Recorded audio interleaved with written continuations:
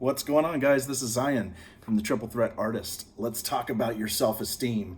As a music maker, a producer, a songwriter, an artist, a singer, self-esteem is something you have, and that's something that you build and grow on. I don't know how many artists and music makers I know in my world that do not value what they have and what they do. And they'll work so hard on creating something and then sell it for pennies or do terrible deals with people and they give away all their rights. Let's talk about that. That is a terrible thing to do. Okay, before we get into it, please hit the like button or subscribe to our YouTube channel. I would really appreciate it, and leave a comment below. We'd love to hear from you guys.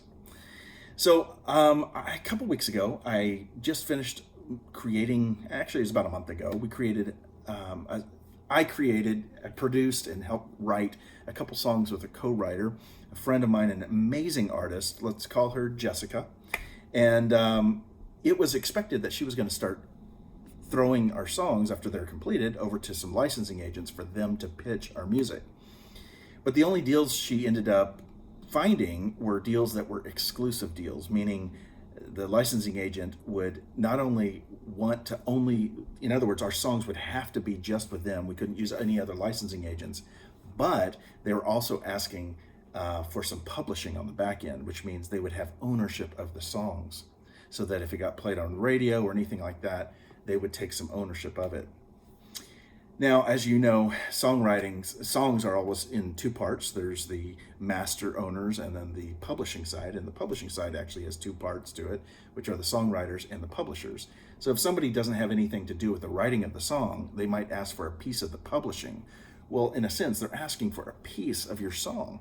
And they haven't done anything to deserve that, except that they're promising to pitch it. Well, this is not a good deal, in my opinion. This is kind of how the old school way of working. I understand why people do this. I get it. I understand why licensing agents would want to do that. But as an artist, I don't have to do that. And I have the self-esteem to say, no, I am not going to do that shitty deal. That is a shitty deal. You're asking for a lot of ownership and a lot of credit on something you didn't create.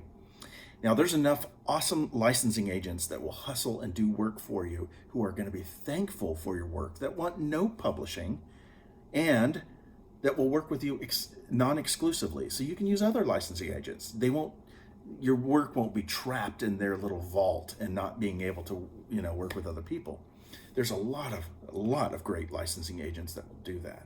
You got to reach out to them. You got to figure out who they are. You got to work with them. You got to negotiate. And that comes down to self-esteem. So I had to talk to my co-writer and say, sorry, I'm not going to go with this deal. And she was pretty disappointed. But, I ended up sending an email out to about 16 different licensing agents the next week, and 3 or 4 of them got back with us that are giving us incredible deals, who are excited about the songs, and they are pitching them right away. In fact, they already pitched them this weekend for several different Netflix briefs. So it's pretty awesome.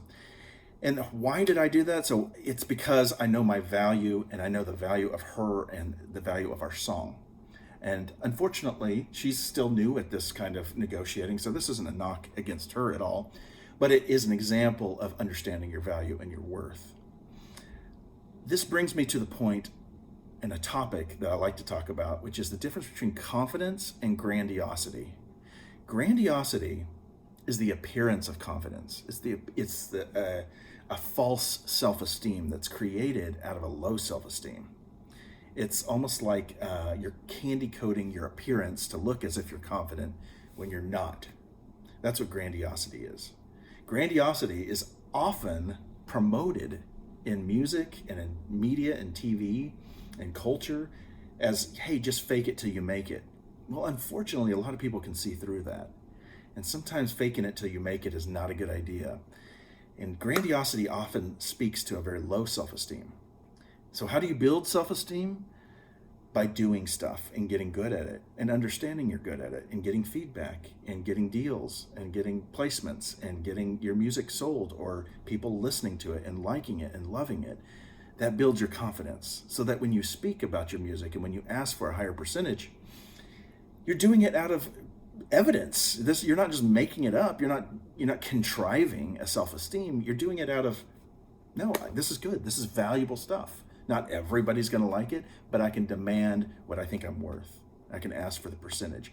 Now this plays again into songwriting. If you've ever worked with a songwriter, another collaborator, and you've had to negotiate the percentages, usually it's 50-50 if you're going into a good songwriting collaboration, but occasionally you might work with somebody that doesn't really know anything about music but can write some good lyrics. And you need to negotiate something like, I'm going to give you 25% of the songwriting credit for the song, while I'll take 75%. Well, it takes some confidence to say that. It takes some confidence to negotiate that. And honestly, you should have the balls to do that.